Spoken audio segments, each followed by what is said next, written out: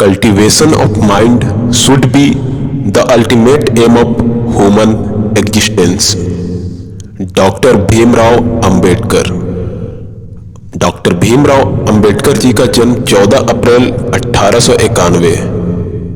एक बहुजन राजनीतिक नेता और एक बौद्ध पुनरुत्थानवादी भी थे। उन्हें बाबा साहब के नाम से भी जाना जाता है।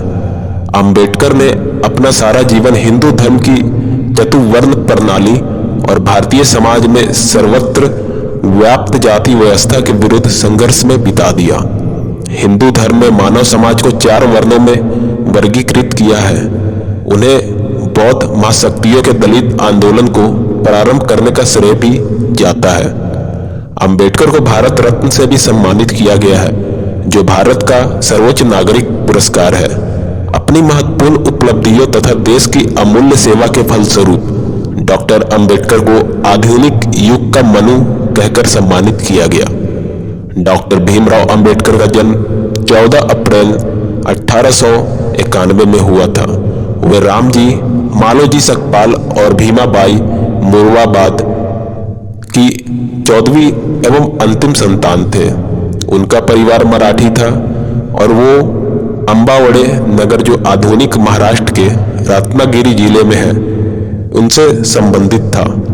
अनेक समकालीन राजनीतिज्ञों को देखते हुए उनकी जीवन अवधि कुछ कम थी। वे महार जाति के थे जो अछूत कहे जाते थे, किंतु इस अवधि में भी उन्होंने अध्ययन, लेखन, भाषण और संगठन के बहुत से काम दिए, जिनका प्रभाव उस समय की और बाद की राजनीति पर है। भीमराव अंबेडकर का जन्म निम्न वर्ण की महार जाति में हुआ था। उस समय अंग्रेज निम्न वर्ण जातियों को, नौजवानों को फौज में भर्ती कर रहे थे। अंबेडकर के पूर्वज लंबे समय तक ब्रिटिश ईस्ट इंडिया कंपनी की सेना में कार्यरत थे और भीमराव के पिता रामजी अंबेडकर ब्रिटिश फौज में सूबेदार थे और कुछ समय तक एक फौजी स्कूल में अध्यापक भी रहे। उनके पिता ने मराठी और अंग्रेजी में औपचारिक शिक्षा की डिग्री प्राप्त की थी। वह शिक्षा का महत्व समझते थे और भीमराव की पढ़ाई लिखाई पर उन्होंने बहुत ध्यान दिया। अछूत समझी जाने वाली जाति में जन्म लेने के कारण अपने स्कूल जीवन में अंबेडकर को अनेक अपमानजनक स्थितियों का सामना करना पड़ा। इन सब स्थितियों को धैर्य और वीरता से सामना करते हुए उन्होंने स्कूली शिक्षा समाप्त की, फिर कॉलेज की पढ़ाई शुरू की। इस बीच पिता का हाथ तंग हुआ, खर्चे की कमी हुई। एक मित्र उन्हें बड़ौदा के शासक गायकवाड़ के यहाँ ले गए। गायकवाड़ ने उनके लिए स्कॉलरशिप की व्यवस्था कर दी और अंबेडकर ने अपनी कॉलेज की शिक्षा पूरी की। 1907 में मैट्रिकुलेशन पास करने के बाद बड़ौदा महाराज की आर्थिक सहायता से वे एलिफिंस्टन कॉलेज से 1912 में ग्रेजुएट हुए।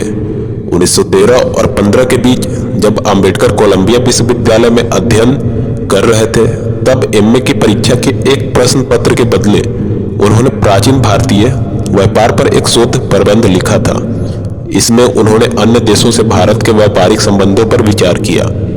इन व्यापारिक संबंधों की विवेचना के दौरान भारत के आर्थिक विकास की रूपरेखा भी बन गई।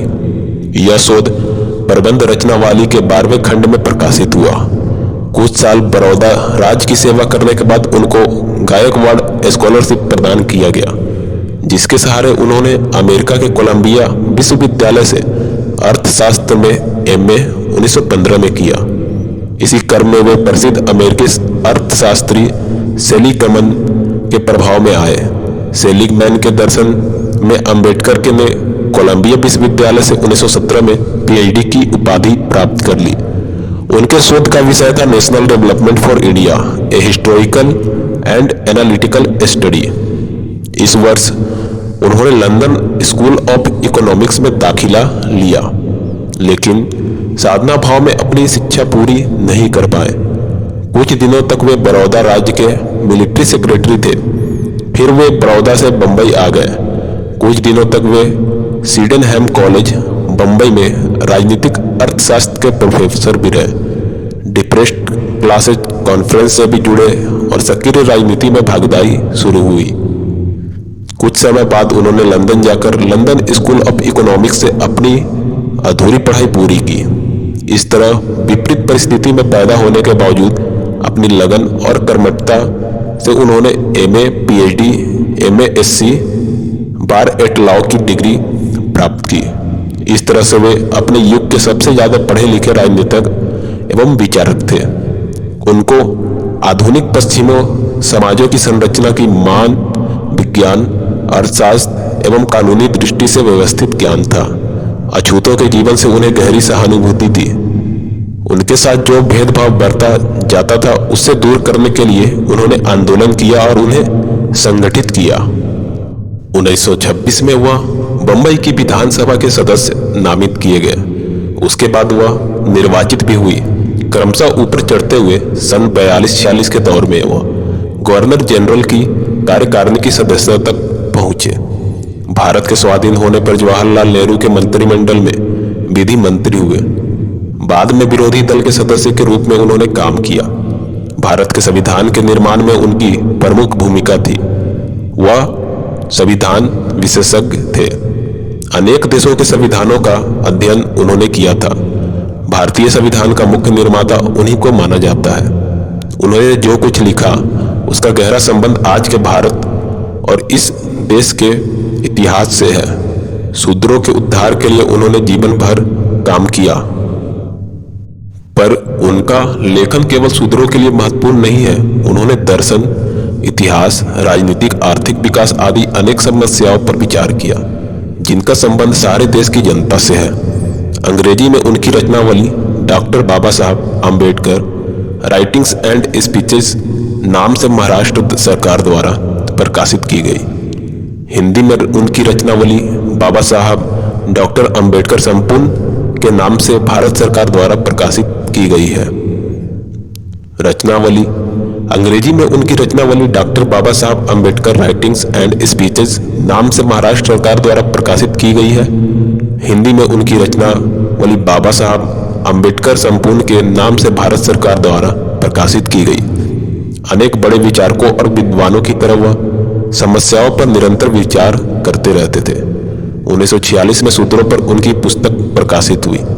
शूद्रों के बारे में जो बहुत तरह की धारणाएं प्रचलित थी उनका उचित खंडन करते हुए अंबेडकर ने लिखा, शूद्रों के लिए कहा जाता है कि वे अनार्य थे, आर्यों के शत्रु थे। आर्यों ने उन्हें जीता था और दास बना लिया। ऐसा था तो यजुर्वेद और अथर्ववेद के ऋषि शूद्रों के लिए गौरव की कामना क्यों करते हैं? शूद्रों का अनुग्रह पाने की इच्छा क्यों प्रकट करते हैं? शूद्रों के लिए कहा जाता है कि उन्हें वेदों के अध्ययन का अधिकार नहीं है। ऐसा था तो शूद्र सुदास ऋग्वेद के मंत्रों के रचनाकार कैसे हुए? शूद्रों के लिए कहा जाता है उन्हें यज्ञ करने का अधिकार नहीं है। ऐसा था तो सुदास ने अश्वमेध कैसे किया? शतपथ ब्राह्मण शूद्र को यज्ञकर्ता के रूप में कैसे प्रस्तुत किया और उसे कैसे संबोधन करना चाहिए, इसके लिए भी शब्द भी बताता है। शूद्रों के लिए कहा जाता है कि उन्हें उपनयन संस्कार का भी अधिकार नहीं है। यदि आरंभ से ही ऐसा था तो इस बार में विवाद क्यों उठा? बद्री और संस्कार गणपति क्यों कहते हैं कि उसे उपनयन का अधिकार है? शूद्र के लिए कहा जाता है कि वह संपत्ति संग्रह नहीं कर सकता। ऐसा था तो मैत्रेयानी और कटक संहिताओं में धनी और समृद्ध शूद्रों का उल्लेख कैसे है? शूद्र के लिए कहा जाता है कि वह राज्य का पदाधिकारी नहीं हो सकता। ऐसा था तो महाभारत में राजाओं के मंत्री शूद्र थे। ऐसा क्यों कहा गया? शूद्र के लिए कहा जाता है कि सेवक के रूप में तीनों वर्णों की सेवा करना उसका काम है। यदि ऐसा था तो शूद्र राजा कैसे हुआ? जैसे कि सुदास के उदाहरण से तथा सायन द्वारा दिए गए अन्य उदाहरणों से मालूम होता है उन्होंने कई पुस्तकों लिखने की योजना बनाई थी। पुस्तकों के कुछ अध्याय लिखे थे, कुछ पूरे कुछ अधूरे। रचनावली के तीसरे खंड में ऐसी कुछ सामग्री पहली बार प्रकाशित हुई।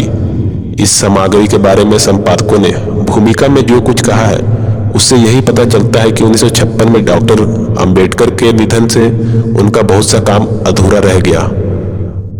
बी.आर. अंबेडकर में नेतृत्व में उन्होंने अपना संघर्ष तेज कर दिया।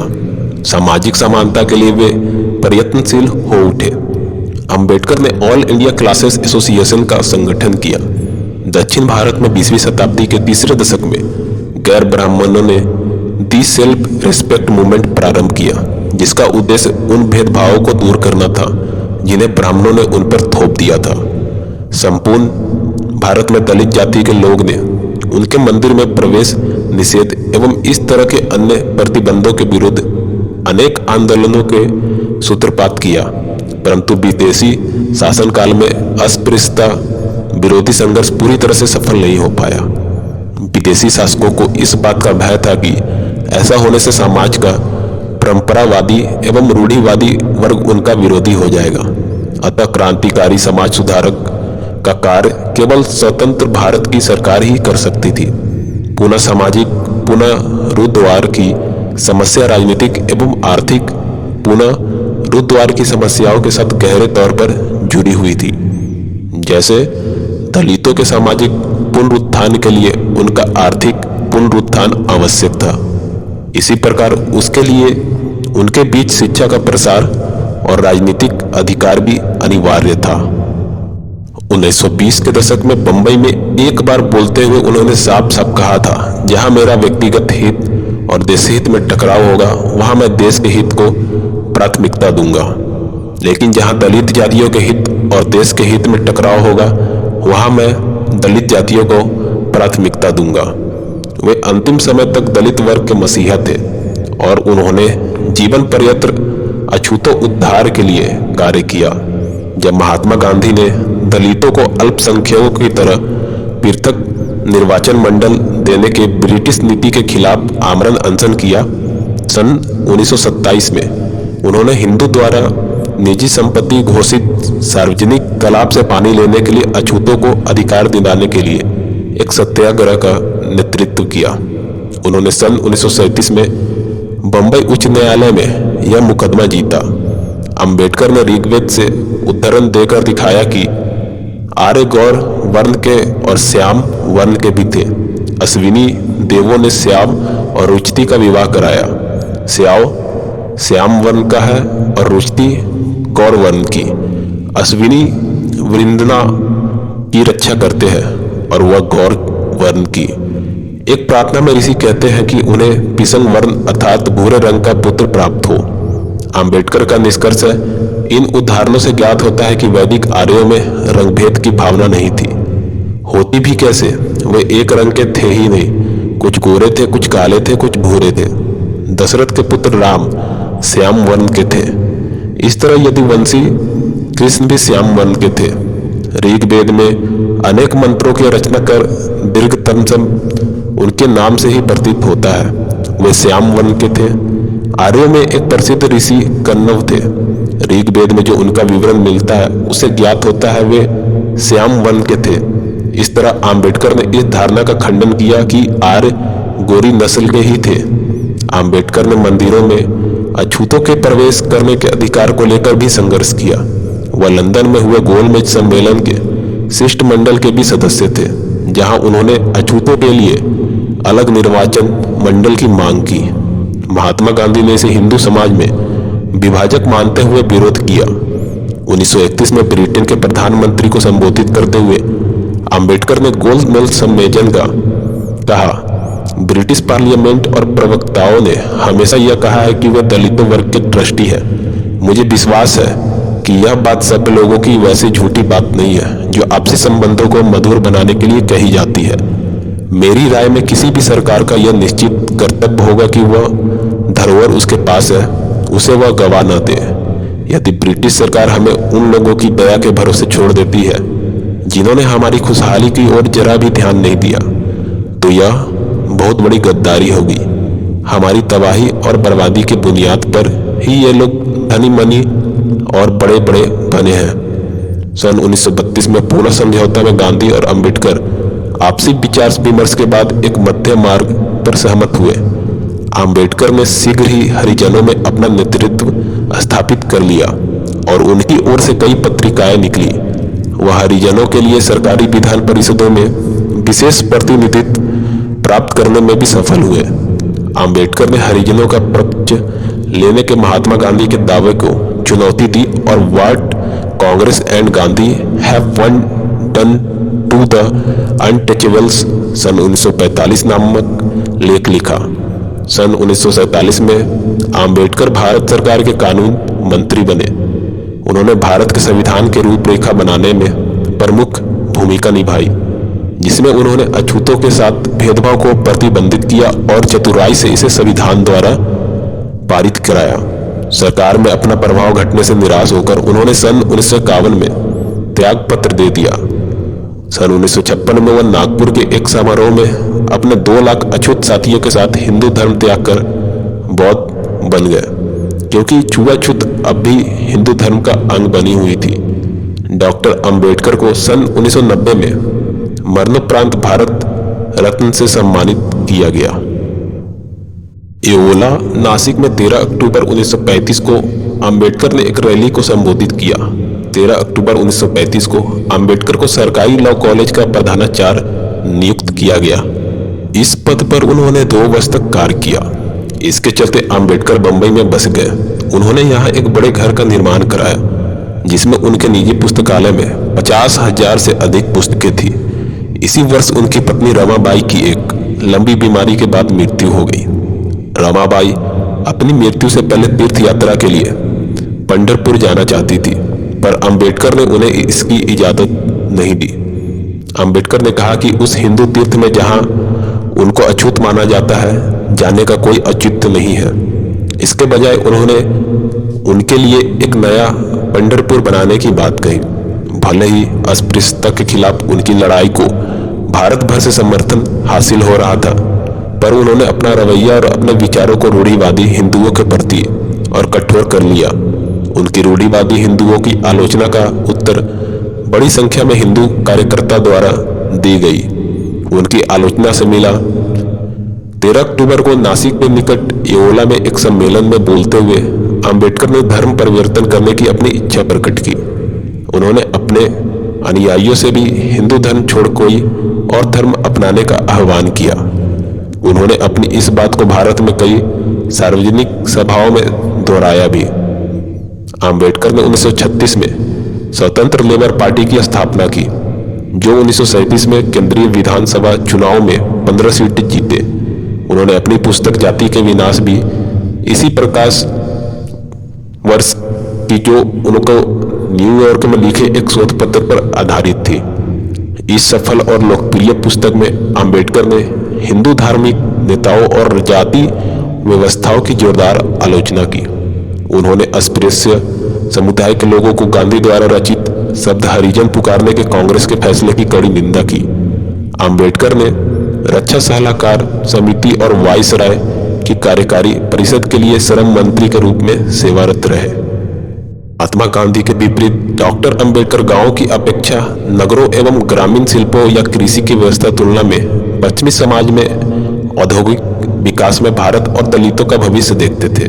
वे मार्क्सवादी समाज की तुलना में बौद्ध मानववाद के समर्थक थे, जिसके केंद्र में व्यक्तिगत स्वतंत्रता, समानता एवं भ्रातृत्व की भावना है। अंबेडकर महात्मा गांधी और भारतीय राष्ट्रीय कांग्रेस के उग्र आलोचक थे। उनके समकालीनों और आधुनिक विद्वानों ने उनके महात्मा गांधी, जो कि पहले भारतीय नेता थे जिन्होंने अस्पृश्यता और भेदभाव करने का मुद्दा सबसे पहले उठाया था, उसके विरोध की आलोचना है।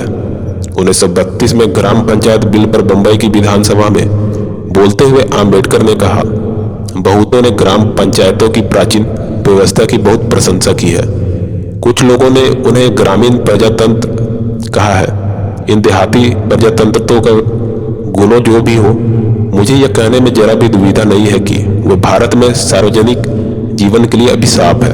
यदि भारत राष्ट्रवाद उत्पन्न करने में सफल नहीं हुआ, यदि भारत राष्ट्रीय भावना के निर्माण में सफल नहीं हुआ, तो इसका मुख्य कारण मेरी समझ में ग्राम व्यवस्था का अस्तित्व है।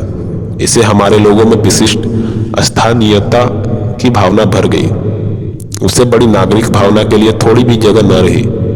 प्राचीन ग्राम पंचायतों की व्यवस्था के अंतर्गत एकताबद्ध जनता के देश के बदले भारत ग्राम पंचायतों का ढीला ढाला समुदाय बन गया। वे सब एक ही राजा की प्रजा थे। इसके सिवाय उनके बीच और कोई बंधन नहीं था।